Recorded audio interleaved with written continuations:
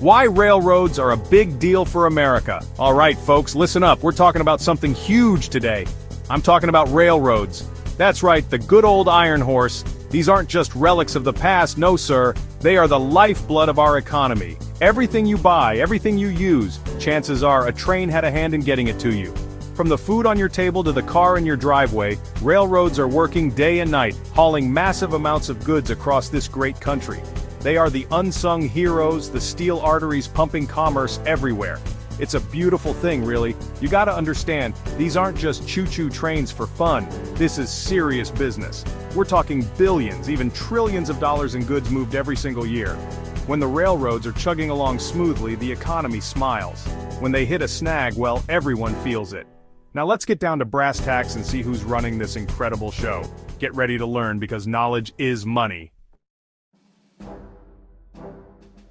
First up, we have Union Pacific Corporation, ticker UNP. This is a beast. They operate mainly in the western two-thirds of the United States. Think of all that freight coming from Asia into West Coast ports. Union Pacific is there to grab it and move it inland. They have a massive network, connecting 23 states. They haul everything: agricultural products, automotive, chemicals, coal, industrial products, and intermodal containers. If it's big and needs to go far in the west, UNP is likely involved. They are a cornerstone of the American supply chain, a true giant in the industry. Next, let's talk about CSX Corporation, symbol CSX. These guys dominate the eastern United States. CSX has a network spanning about 20,000 route miles, serving many large population centers. They handle a diverse mix of freight, much like UNP, including merchandise, coal, and intermodal. Then there's Norfolk Southern Corporation, or NSC. They are another powerhouse in the east, often going head-to-head with CSX. Their network covers approximately 19,500 route miles in 22 eastern states and the District of Columbia. Now, let's not forget our friends from the north, Canadian National Railway, ticker CNI. Alright, let's talk about something that can make or break a company debt. Railroads are capital-intensive businesses. That's a fancy way of saying they need a lot of money to build and maintain tracks, buy locomotives, and invest in technology. So it's normal for them to carry some debt. The big question is, how much debt is too much? And are these giants managing it well? For Union Pacific, UNP, their debt-to-equity ratio, which compares what they owe to what they own, has been something investors watch. Generally, it's been manageable, often around 1.5 to 2.0. CSX Corporation, CSX, also carries a significant amount of debt, which is typical for this industry. Their debt-to-equity ratio often hovers in a similar range to UNP, maybe a bit lower sometimes, say 1.2 to 1.8. Norfolk Southern, NSC, is in a similar boat. They use debt to finance their extensive network and equipment. Their debt-to-equity ratio might be in the 1.0 to 1.7 range. Now for the Canadian players. Canadian National, CNI, has historically been known for a more conservative balance sheet, meaning they often carried less debt relative to their size compared to some U.S. counterparts. Profit margins.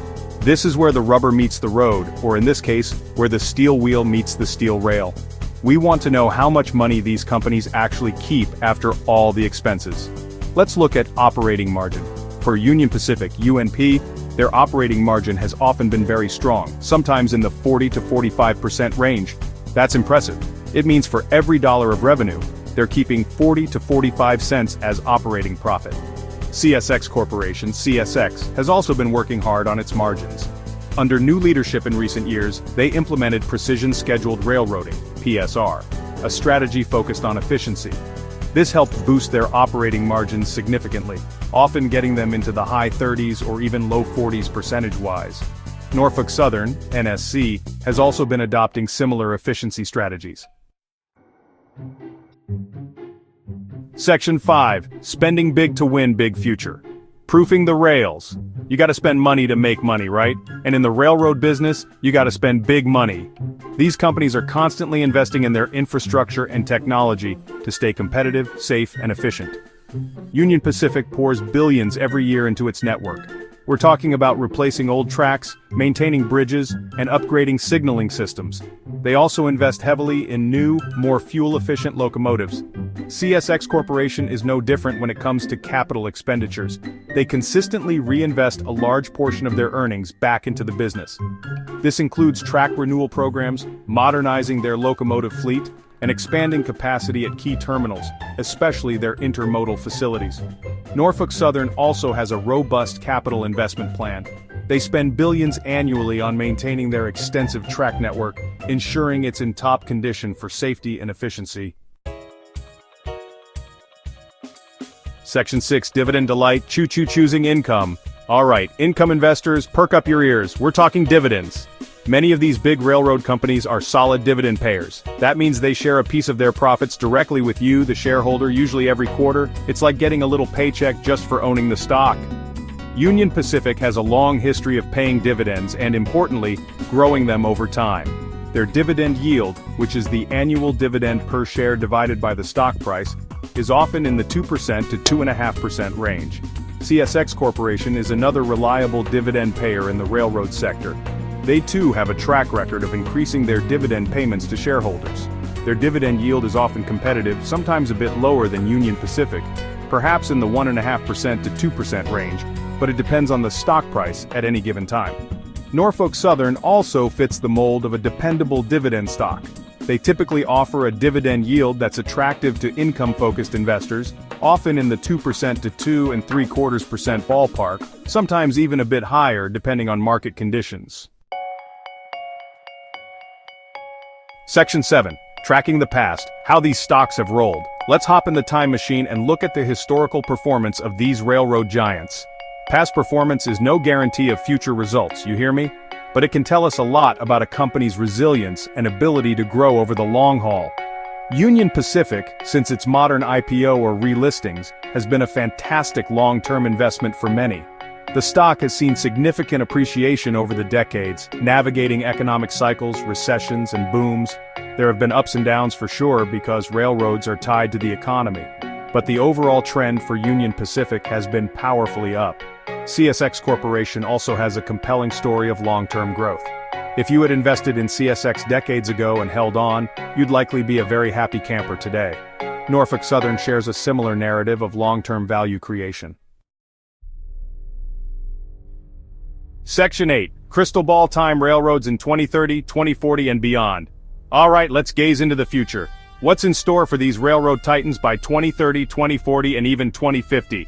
For 2030, I see continued steady growth. The US and North American economies are projected to expand, and that means more goods needing to be moved. Railroads will remain critical.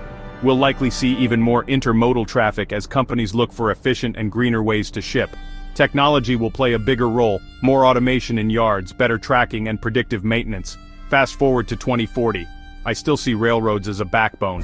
We might see more electrification of rail lines, especially in populated corridors, to reduce emissions.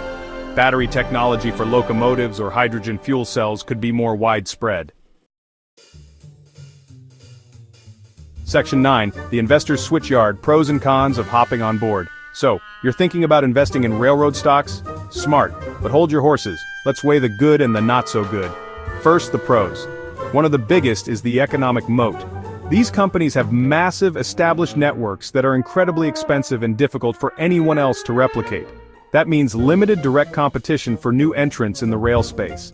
They are also essential to the economy. As long as goods need to move, railroads will be busy. Another big plus is their dividend payments.